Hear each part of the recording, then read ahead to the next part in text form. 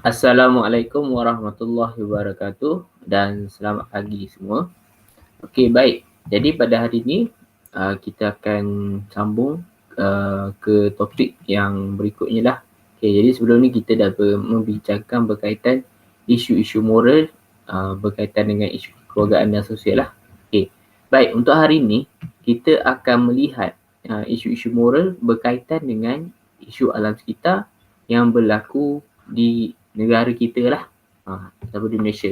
Okey, baik. Jadi sebelum tu kita akan secara pengenalannya. Okey, jadi alam sekitar ni dia adalah merupakan segala benda hidup dan bukan hidup yang wujud secara semula jadi di permukaan bumi atau sebahagian daripadanya lah. Okey, jadi maksudnya bila kita kata alam sekitar, maksudnya kalau benda yang hidup tu contohnya macam mana? Contohnya macam tumbuh-tumbuhan, haiwan, haiwan-haiwan dan benda yang bukan hidup. Okey, benda yang bukan hidup tu macam mana? Contohnya macam batu, pasir, air, dan udara. Jadi maksudnya alam sekitar itu adalah semua alam sekitar lah.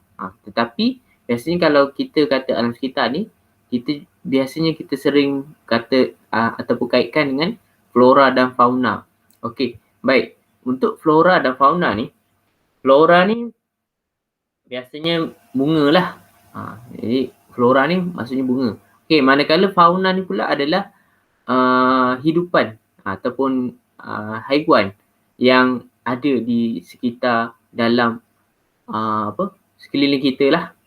Jadi bila kita kata flora dan fauna maksudnya hidupan dan tumbuhan dan juga haiwan. Okey, baik. Jadi kita akan tengok dulu berkaitan dengan isu pencemaran alam sekitar. Okey, baik. Jadi apa yang dimaksudkan dengan pencemaran alam sekitar ni? Okey, jadi sebenarnya pencemaran alam sekitar ni dia merupakan kemasukan bahan-bahan yang tercemar lah. Jadi sebenarnya pencemaran alam sekitar ni dia macam-macam bentuk adalah sebenarnya. Contohnya macam nanti kita akan tengok lah. Okey, baik.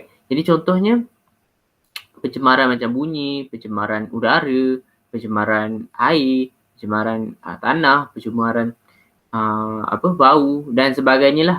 Tapi antara itulah. Okey, baik. Jadi sebenarnya pencemaran alam sekitar ni dia boleh berlaku sekiranya ada kemasukan bahan pencemar lah.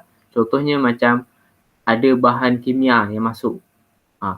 Okey, contohnya kalau macam bahan kimia yang masuk ni, okey, kita boleh tengok ada satu keratan akhbar lah. Okey, baik. Jadi dekat dalam keratan akhbar ni saya ambil dari keratan akhbar utusan.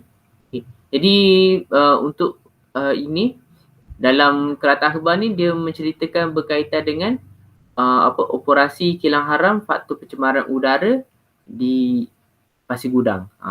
Jadi ini berkaitan dengan pencemaran udara di Pasir Gudang. Okey, baik. Jadi itu adalah contoh pencemaran macam bahan kimia yang ada. Maksudnya bila contoh kalau kita lihat kalau adanya kilang ini, okey. Jadi kesan dia kalau kesan daripada kesan buruk dia, okey, kalau ada di kilang di sesuatu tempat jadi dia akan membebaskan asap yang banyak, lepas tu dia akan membebaskan bahan kimia. Jadi sebenarnya dekat dalam asap tu sendiri ada bahan kimia dia lah. Okey, lepas tu boleh juga pencemaran yang terjadi disebabkan oleh hinga. Hinga ni maksudnya bunyi bising. Jadi itu kita kaitkan dengan pencemaran bunyi lah. Okay, seterusnya haba, cahaya dan tenaga di alam sekitar yang boleh mengakibatkan kepada berlakunya kesan yang boleh memusnahkan, membahayakan dan mengancam sumber alam yang ada di dalam Malaysia lah ataupun di seluruh dunia. Tapi untuk isu ini kita kaitkan dengan apa yang berlaku di sekeliling kita iaitu di Malaysia. Okey, baik. Jadi kita akan tengok beberapa bentuk-bentuk alam sekitar, pencemaran alam sekitar lah. Okay. Jadi macam saya cakap tadi, jadi untuk pencemaran alam sekitar ni dia ada beberapa bentuk, okey, yang pertama kita tengok pencemaran udara. Okey, pencemaran udara ni macam mana? Okey, pencemaran udara ni berlaku biasanya pencemaran udara ni dia berlaku punca dia daripada asap-asap kilang. Kan kalau kita tengok biasa kalau macam kilang kan dia akan membebaskan asap-asap yang banyak sebab dia nak beroperasi. Contohnya macam ada dia bakar apa-apa ke. Okay, jadi dia akan bebaskan partikel-partikel karbon dioksida ke udara. Jadi akan adalah asap-asap yang tercemar. Okay. Dan selain daripada pencemaran udara ni dengan asap kilang, okay, pencemaran udara juga dia boleh terjadi melalui asap kenderaan. Contohnya macam asap motor, asap kereta, asap macam kapal wap tu, asap kereta api. Jadi sebenarnya kalau kita tengok pada hari ni bila banyaknya berlaku pencemaran udara ni disebabkan kenderaan yang dicipta oleh manusia ni dia membakar. Okay. Jadi manusia dia mula berfikir macam mana untuk nak mengurangkan berlakunya pencemaran dalam kenderaan lah. Okay. Jadi sebab itulah wujudnya ada penciptaan kereta yang tidak menggunakan petrol ataupun tidak menggunakan bahan petrol. Contohnya macam kereta hybrid, macam contoh yang lain kereta yang menggunakan teknologi solar.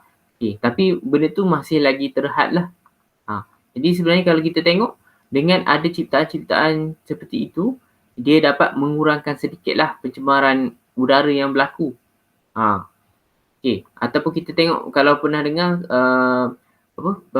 green bus. Ataupun bas yang menggunakan teknologi hijau. Maksudnya dia menggunakan mungkin ada pengurangan beberapa peratus lah untuk membebaskan bahan-bahan macam karbon dioksida yang boleh mencemarkan alam sekitar kita.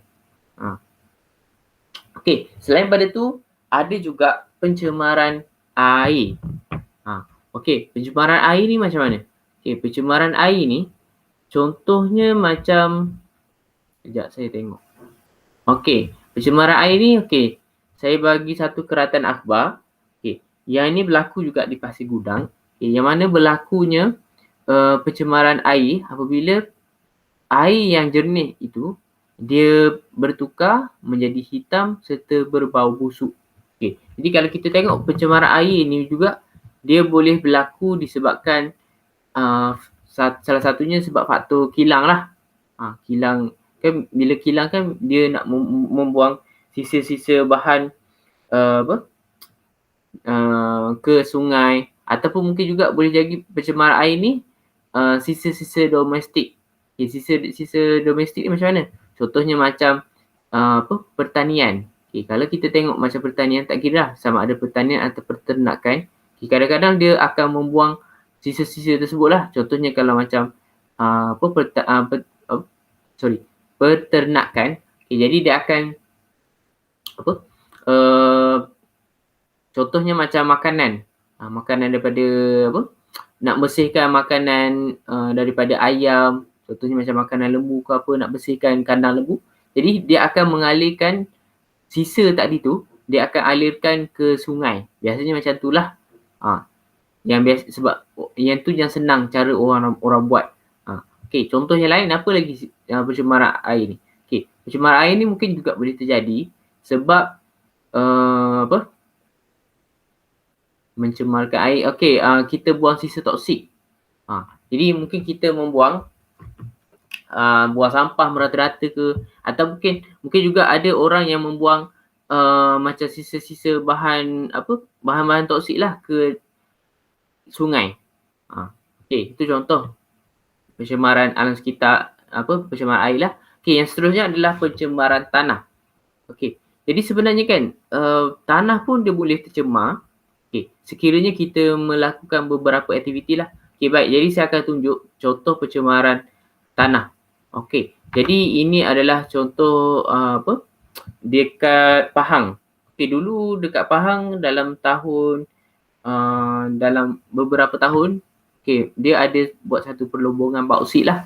Jadi bauksit ni dia sebenarnya dia kegunaan dia adalah untuk, sebab bauksit ni lebih kurang macam bahan-bahan alam yang mana dia boleh guna untuk perindustrian lah. Jadi disebabkan melobor bauksit ni, secara tak langsung dia akan mencemarkan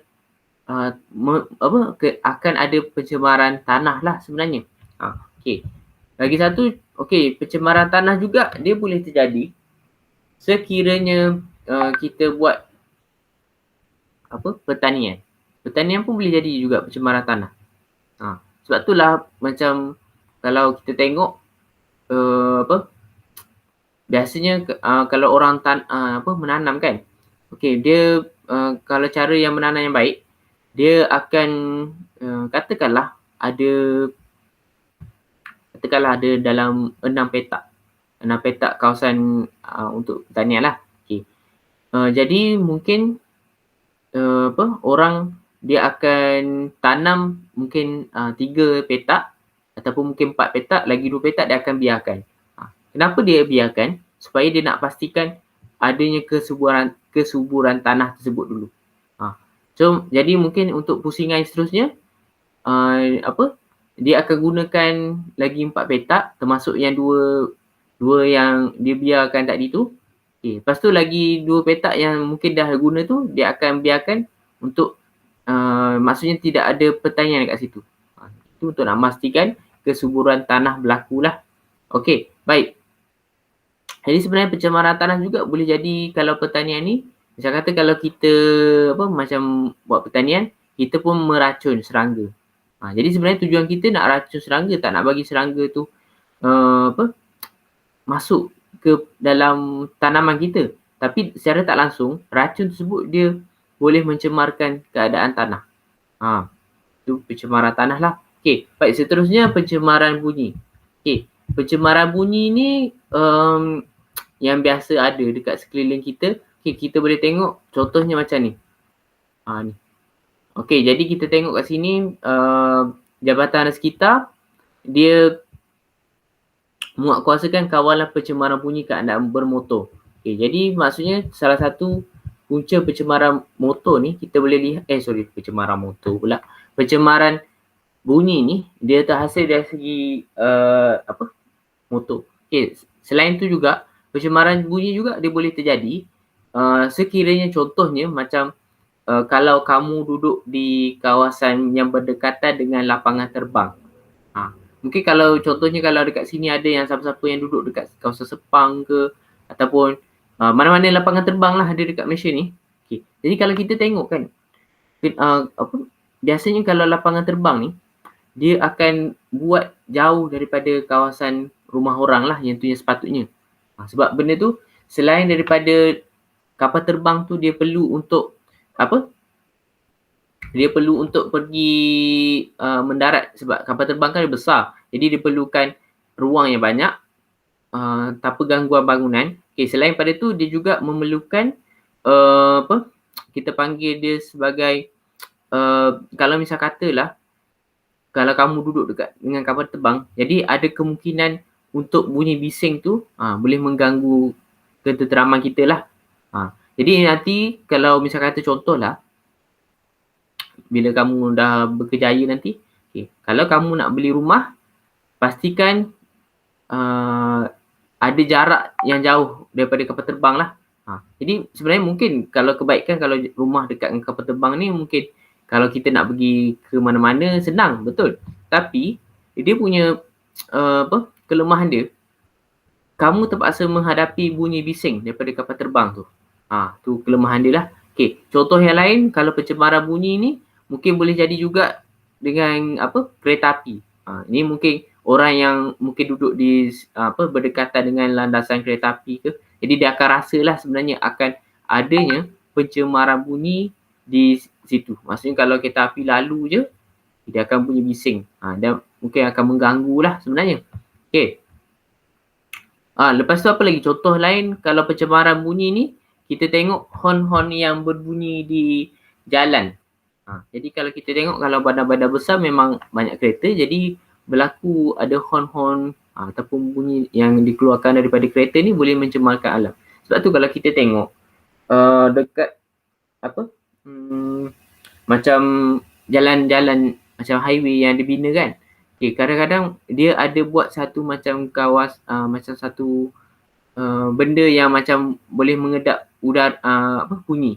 Jadi maksudnya misal kata contoh kalau kereta lalu, jadi penduduk yang duduk di sekitar tersebut dia tidak akan bunyi yang dihasilkan oleh kereta tersebut dia tidak akan terlalu bising lah.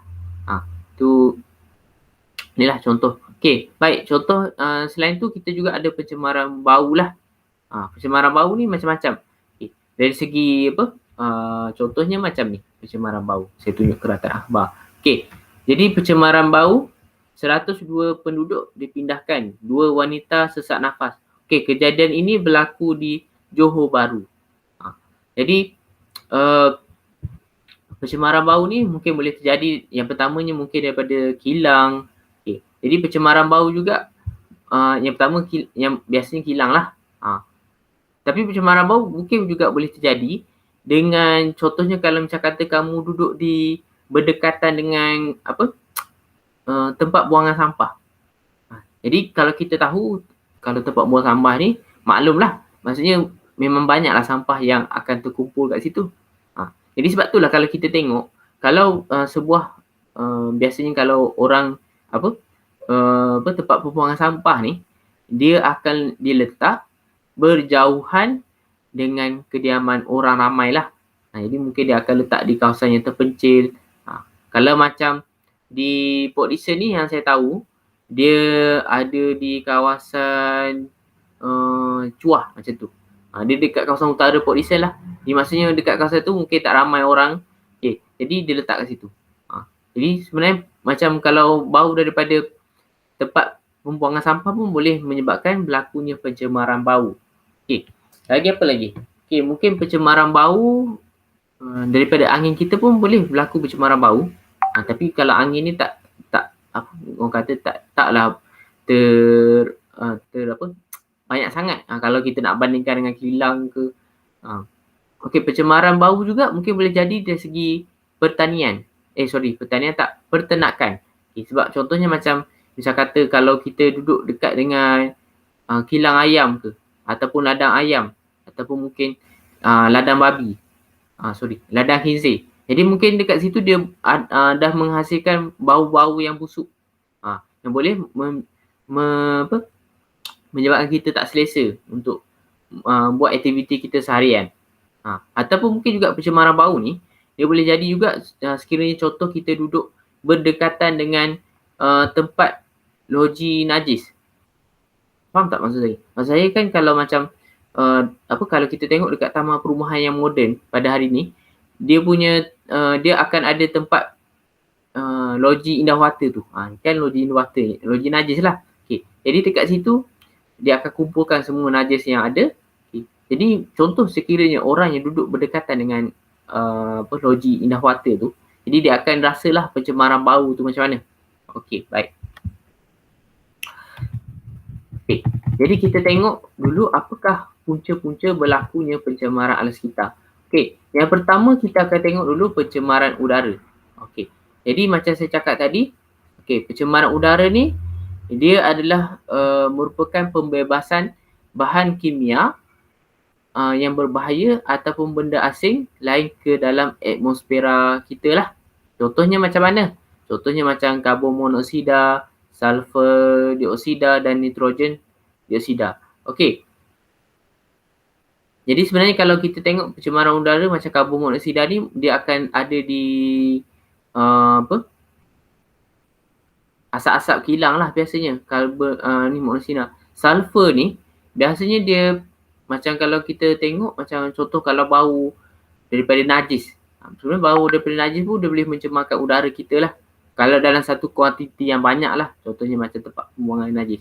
Jadi sebenarnya bahan-bahan kimia ini dikeluarkan dalam bentuk asap atau gejala kenderaan yang bergerak di jalan raya dan kilang-kilang yang ada di serata dunia. Jadi itu adalah punca dia lah kalau kita tengok. Okay, kalau pencemaran udara ni biasanya kalau dari segi adanya kenderaan yang bergerak dan juga kilang-kilang. Okay. Baik. Itu punca pencemaran udara. Okey, seterusnya kita tengok pula apa punca pencemaran air ni. Okey, baik. Jadi sebenarnya punca pencemaran air ni dia boleh terjadi disebabkan oleh kebocoran dan pembuangan bahan kimia dalam sumber air atau fenomena entrofikasi. Okey, baik.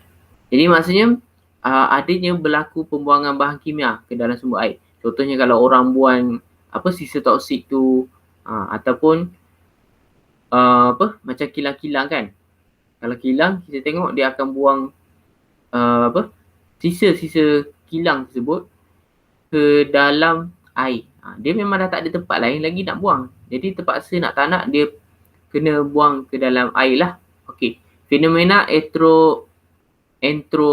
entrofikasi ni sekejap sorry. Okay. Jadi entrofikasi ni dia adalah satu proses penggayaan nutrisi dan bahan organik dalam air atau pencemaran air yang disebabkan oleh munculnya nutrisi yang berlebihan ke dalam ekosistem perairan. Jadi mungkin boleh jadi macam contoh kalau kita buang bahan-bahan tu, jadi dia akan adalah benda-benda yang berlebihan. Okay. Jadi pencemaran air ni dia boleh terjadi sekiranya air tersebut tadi dia telah merubah kandungan, keadaan dan warna sama ada dari segi biologi, kimia dan fizikal. Okey, dari segi biologi dia apa? Dari segi biologi dia mungkin dekat dalam air ni kita tengok dia berubah. Dari segi contohnya kalau air yang bersih, dia berubah menjadi air yang kotor. Okey, lepas tu dari segi kimia ni macam mana? Maksudnya tindakan-tindakan kimia tu lah. Okey, contohnya macam mana kalau pencemaran air ni? Okey, macam contohnya macam pembuangan sisa toksik, sampah sarap dan sisa domestik. Okey, sisa domestik ni yang tadi yang saya bagi tahu yang datang daripada sebenarnya sisa domestik ni dia bukan hanya terhad pada pertanian. Okey. Sebenarnya sisa domestik ni dia selain daripada pertanian boleh jadi juga daripada rumah kita. Kan kalau macam kita kalau membuang najis, dia akan mengalir ke dalam satu kawasan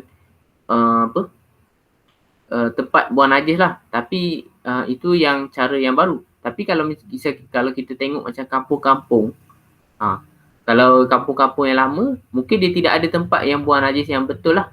Jadi mungkin dia akan buang najis tersebut ke dalam sungai ataupun ke dalam sungai lah. Okay. Jadi nak tak nak dia akan buang ke sungai. Jadi itu adalah kita sebut sebagai sisa domestik lah.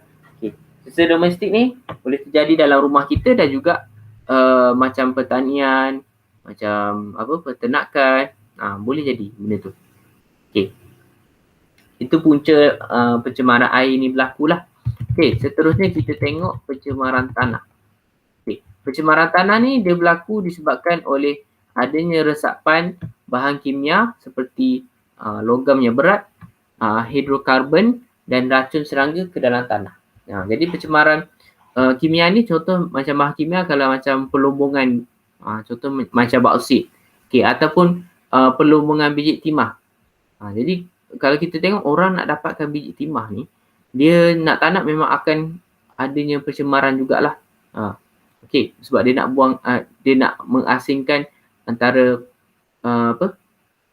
biji timah tersebut dengan tanah. Tapi yang biasanya kalau biji timah ni kita tak tengok sangat, kita tak nampak sangatlah dia punya kesan dari segi tanah tu bertukar warna. Tapi kalau yang biasa kita tengok macam kalau bauksit ni memang tanah dia akan berubah. Jadi misal kata contoh kalau ada orang yang duduk di sekitar kawasan yang pelumbungan bauksit, dia akan tahulah macam mana kereta dia akan jadi kotor, lepas tu rumah dia akan jadi kotor. Maksudnya dia kena bersihkan lah. Okey, baik. Macam kalau racun serangga ni misal kata kalau kita tanam pokok. Okey. Jadi kalau kita tanam pokok ni, nak tak nak memang kita terpaksa kena letak racun serangga. Sebab apa? Sebab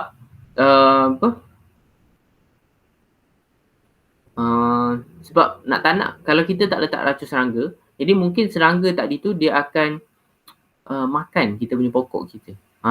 Jadi maksudnya dia akan memusnahkan pokok kita. Contohnya kalau macam kita tanam sayur bayam ke ataupun sayur apa-apa sayur ataupun apa-apa buah, kalau kita tak letak racun, jadi benda tu akan dapat serangga yang akan dapat dulu lah. Maksudnya serangga yang akan dapat rasa dulu yang mungkin kita tak dapat nak rasa. Okey, baik. Dan sebenarnya pencemaran tanah ni boleh terjadi sekiranya menyebabkan boleh berlakunya pertukaran warna, peningkatan kandungan asid atau alkali serta nilai pH tanah itu sendiri. Itu pencemaran tanah lah. Contohnya macam mana? Contohnya penggunaan racun rumput yang tidak terkawal dalam bidang pertanian, tumpahan minyak. Tumpahan minyak ni contohnya macam misal kata minyak tu dia tumpah di tanah. Jadi bila tumpah minyak ni berlaku dekat tanah, dia akan boleh menyebabkan pencemaran tanah lah. Dan sisa domestik yang ditanam di dalam tanah serta pembuangan sampah sarak yang mengandungi kandungan bahan kimia tinggi serta tidak mudah lupus dan penyelenggaraan secara tidak teratur. Itu adalah pencemaran tanah.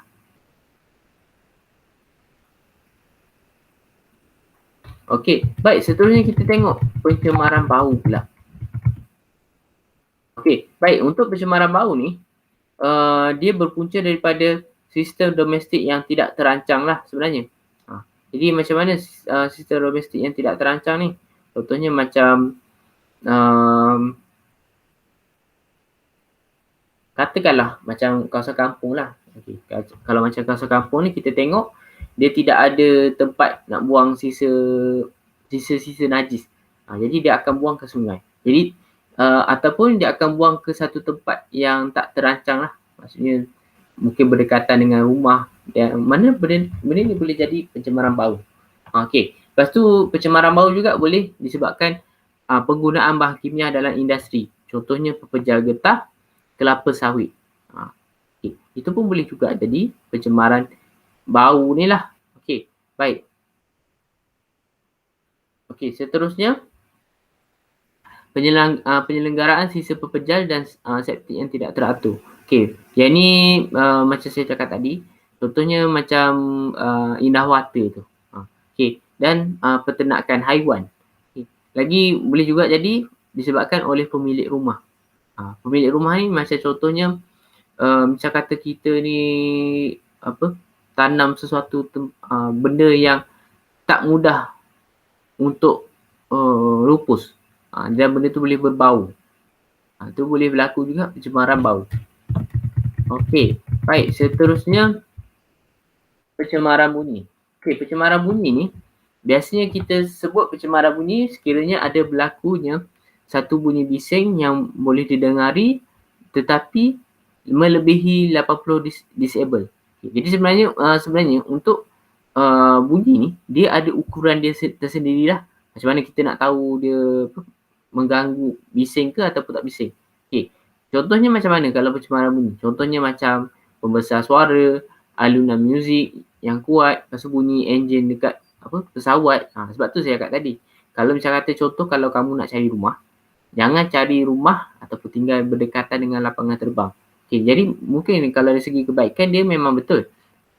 Kita boleh pergi ke mana-mana. Tapi dalam masa yang sama kita perlu menanggung risiko 24 jam akan dengar bunyi bising daripada pesawat.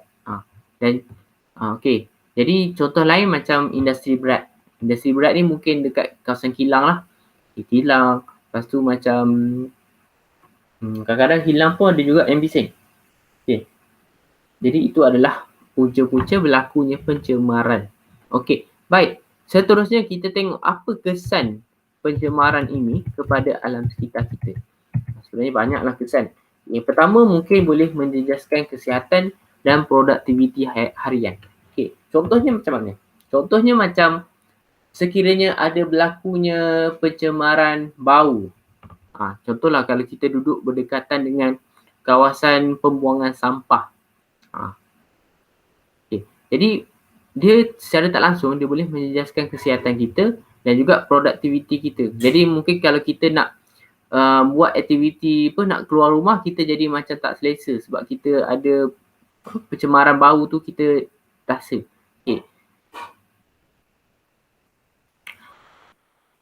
Okay, contoh lain, misal kata berlaku pencemaran dari segi udara. Macam contoh kalau kita duduk dia berdekatan dengan kawasan-kawasan kilang. Okay, jadi mungkin akan kita rasa macam tak selesa. Kalau nak, dan sebenarnya benda-benda macam tu dia boleh menyebabkan contohnya macam kesan-kesan dia macam batuk. Jadi kalau kita tengok mungkin boleh jadi batuk lah. Okay, lepas tu kesan dalam pencemaran alam sekitar juga dia boleh menyebabkan berlakunya persekitaran yang kotor dan tidak selesa. Jadi macam contoh macam pencemaran tanah lah, macam saya bagi tahu kalau ada berlaku bauksit ni, jadi kesan dia mungkin dekat yang orang yang tinggal berdekatan dengan pelombongan bauksit, jadi dia akan rasa benda tu. Maksudnya bauksit ni dia nak mengeluarkan semua mineral daripada tanah.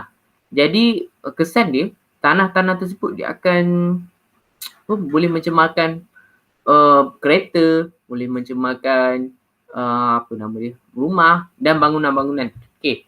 Dan inilah tu dikata sebenarnya boleh menyebabkan persekitaran kotor dan tidak selesa.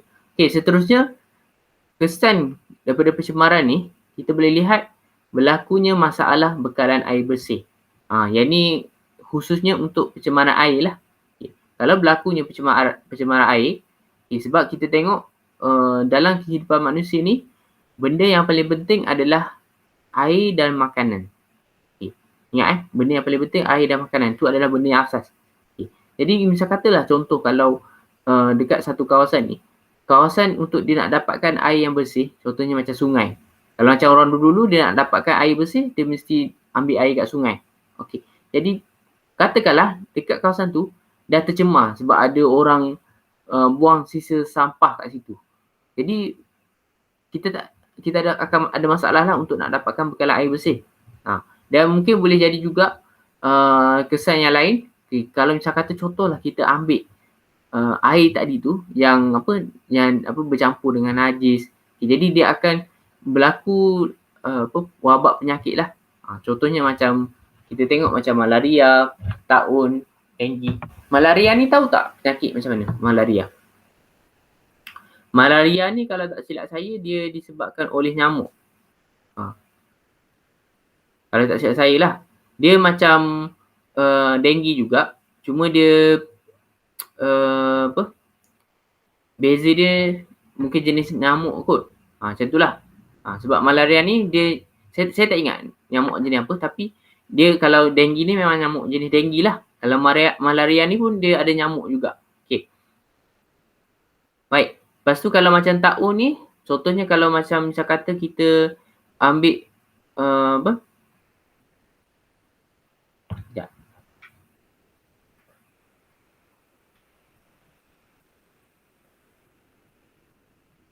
taun ni biasanya kalau kita ambil satu, maksudnya air tadi tu, contohlah kita ambil air yang tak bersih.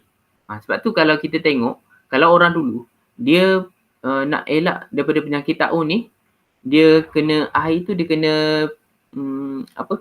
kena rebus dulu. Itu sebab apa dia nak hapuskan bakteria-bakteria dalam air itulah. Jadi kita kena rebus air. Lepas tu kalau macam makanan kita kena maksudnya kena masak macam tu. Okay, sebab kita nak buang bakteria yang ada dekat dalam air tadi. Okay. Tu contohlah. Okay, dan sebenarnya banyak lagi penyakit-penyakit yang lain yang terjadi disebabkan oleh pencemaran alam sekitar ni. Jadi mungkin kalau kamu terfikir, kamu boleh senaraikan lah. Okay. Baik. Lepas tu kita tengok kesan daripada pencemaran sekitar ni yang seterusnya adalah berlakunya kepupusan flora dan fauna. Jadi contohnya macam misal kata kalau dulu kita tengok yang banyak ada adalah haiwan. Okay. Jadi contoh kalau kita tengok kan, saya ingat lagi masa saya kecil, kalau macam kita naik kereta kan. Okay. Jadi mungkin kita akan maksudnya kalau macam kata kalau kita naik kereta, kadang-kadang dekat kereta kita tu serangga tu dia akan bertembung dengan kereta. Faham tak maksudnya? Maksudnya kereta tu serangga kan dia terbang. Okay, jadi dia akan bertembung dengan kereta. Tapi kalau kita tengok pada hari ni, serangga-serangga macam serangga-serangga terbang tu dia dah tak ada lagi. Tak ada lagi yang bertemu dengan kereta. Mungkin disebabkan dia dah alami kepupusan lah. Dan sebenarnya kalau kita tengok macam berlakunya pencemaran ni, kita tebang hutan semua tu. Jadi haiwan-haiwan ni dia akan pupus. Jadi contoh lain macam saya kata kalau kita buang sisa toksik ke dalam sungai, jadi secara tak langsung hidupan ataupun ekosistem di dalam air tu dia akan matilah. Jadi mungkin macam ikan boleh mati, hidupan-hidupan yang duduk kat sungai tu. Okey. Seterusnya kesan pencemaran alam sekitar juga dia boleh mengganggukan kesuburan bagi tanah tersebutlah. Ni antara ni lah. Sebab kita tengok tanah ni sebenarnya penting untuk kesuburan tanah. Sebab tu kalau kita tengok kalau teknik pertanian yang baik, kita kalau kita nak tanam sesuatu, kita tak boleh tanam ke semua tanah yang kita ada. Contohnya kalau kita ada 6 petak tanah, kita mungkin boleh tanam lebih kurang 4 petak. Ataupun mungkin kita tanam 5 petak. Yang baki 1 petak tu kita akan biarkan untuk nak memastikan kesuburan tanah tersebut. So dia akan ulang-ulang lah benda tu. Okay. Baik, seterusnya mengganggu ekosistem haiwan akuatik. Ni samalah. Macam contoh macam kalau kita buang sampah dalam sungai ataupun berlaku pencemaran air, jadi dia boleh mengganggu ekosistem haiwan di dalam air lah. Jadi kalau kita tengok haiwan ni dia bukan saja sebenarnya pencemaran air ni bukan hanya berlaku dekat sungai saja. Dia boleh jadi juga pencemaran air tu dia berlaku di laut. Contohnya macam mana? Contohnya macam misal kata ada kapal dia berlanggar. Tak kira lah sama ada dia mungkin berlanggar dengan batu ke ataupun berlanggar dengan objek-objek yang ada macam kapal langgar kapal ke. Jadi kesan dia mungkin akan berlakunya tumpahan minyak. Jadi bila ada tumpahan minyak yang tumpah di air, itu pun kita kategorikan dia sebagai pencemaran air lah. Dan benda ni boleh menyebabkan ada haiwan-haiwan yang mati. Contohnya macam kita tengok macam ikan paus. Banyak-banyak lah ikan yang ada dekat laut tu dia boleh mati disebabkan pencemaran ni. Seterusnya kesan pencemaran juga dia boleh memberikan kesan negatif terhadap negara dan masyarakat setempat. Jadi mungkin orang dia akan maksudnya contohnya kalau kita tengok negara yang contohnya macam negara China. Macam negara China, kita tahu negara China ni adalah salah satu negara yang sedang membangun ekonomi dia. Tapi dalam masa yang sama, dia banyak, kalau saya pernah tengok dalam satu kerata akhbar, di negara China ni dia punya pencemaran udara tu sangat teruk. Jadi benda tu boleh memberi imej yang buruk kepada negara. Jadi maksudnya mungkin orang akan anggap negara kita macam ni. Sebabkan adanya berlaku pencemaran. Seterusnya kalau berlaku pencemaran sekitar ni, kita tengok kos penyelenggaraan pun dia akan meningkat lah. Sebab banyaknya sisa-sisa pencemaran ni. Dan yang terakhir, boleh berlakunya pemanasan global. Ini sebenarnya pemanasan global ni kalau kita tengok kesan dia pada hari ni lah. Baik. Seterusnya kita tengok macam mana untuk nak mengatasi pencemaran alam sekitar ni. Yang pertama, kena mengetatkan undang-undang kepada pesalah. Jadi misal kata contohnya kalau ada orang yang tak bertanggungjawab pergi buang sisa toksik ke dalam sungai. Jadi kita kena ketatkan undang-undang. So maksudnya orang akan takut lah. Seterusnya, kita boleh nak atasi pencemaran alam sekitar juga dengan menggunakan kenderaan hybrid dan berkuasa elektrik lah. Jadi yang ni macam saya cakap tadi, kalau kita tengok manusia ni dia cuba memikir macam mana untuk nak kurangkan berlakunya pencemaran ni. Jadi manusia pun cipta kenderaan hybrid. Hybrid ni maksudnya kenderaan tu dia isi gunakan air. Maksudnya kan macam yang biasa kita tengok kereta ni dia isi guna apa nama tu, minyak kan. Jadi yang ni hybrid ni dia isi guna air. Dan ada juga kereta yang dia gunakan dia cas. Cas ni maksudnya dia gunakan elektrik. Jadi benda tu dia boleh mengurangkan pencemaran sekitar lah sebenarnya. Okay. Seterusnya mungkin kita nak nak kurangkan ataupun nak atasi pencemaran sekitar ni, kita boleh amalkan perkongsian kenderaan. Jadi sebenarnya bila kita berkongsi kenderaan ni, kita dapat kurangkan pencemaran tersebut lah. Jadi kadang-kadang ada setengah orang ni dia tak suka berkongsi kenderaan ni. Dia nak sorang-sorang, maksudnya dia nakkan privasi dia. Jadi sebenarnya benda tu kalau boleh kita cuba elakkan lah. Maksudnya kita mungkin kalau pergi ke tempat kerja tu kita berkongsi satu kereta. Kalau kita pergi melancong, kita kalau boleh berkongsi, kita boleh berkongsi. Maksudnya benda tu contoh kalau misal kata kita gunakan 2 kereta ataupun 3 kereta. Jadi bahan asap daripada kenderaan tu dia akan membebaskan karbon dioksida lah. Benda tu tak baik. Okay, lepas tu kita mungkin boleh amalkan kitas semula. Kalau kita tengok macam negara kita pun kalau di kawasan bandar, dia ada, saya tak pasti. Tapi kalau macam dekat Port Dickson ni, dia ada kitas semula dia walaupun taklah sebaik macam negara Jepun ataupun Jerman, tapi kita masih ada. Okay. Jadi maksudnya kita tengok kalau besi kena buang kat besi. Kalau kertas buang kat kertas. Kalau logam buang logam ke besi lah. Kalau kaca buang kat kaca. Baik. Seterusnya, kita boleh juga untuk nak atasi dengan kita mengganti chlorofluorocarbon ataupun CFC dengan tiodo-chlorofluorocarbon. Yang ni CFC ni biasanya kita boleh tengok dekat peti sejuk. Jadi sebenarnya kita pasang peti sejuk kita 24 jam tu, sebenarnya dia telah membebaskan satu gas, iaitu gas chlorofluorocarbon ataupun kita panggil dia sebagai CFC. Jadi sebenarnya CFC ni dia membahayakan kepada kita lah. Sebenarnya bukan sahaja peti sejuk. Macam kalau aircon, penyaman udara. Jadi sebenarnya itu pun ada membebaskan jugalah CFC ni. Okay, baik. Seterusnya kita boleh juga menggalakkan kempen kesedaran alam sekitar. Okay. Seterusnya kita juga untuk nak atasi pencemaran sekitar ni, kita kena buat pendedahan tentang betapa pentingnya alam sekitar ni pada peringkat awal kanak-kanak. Jadi maksudnya mungkin di peringkat tadika, di peringkat sekolah.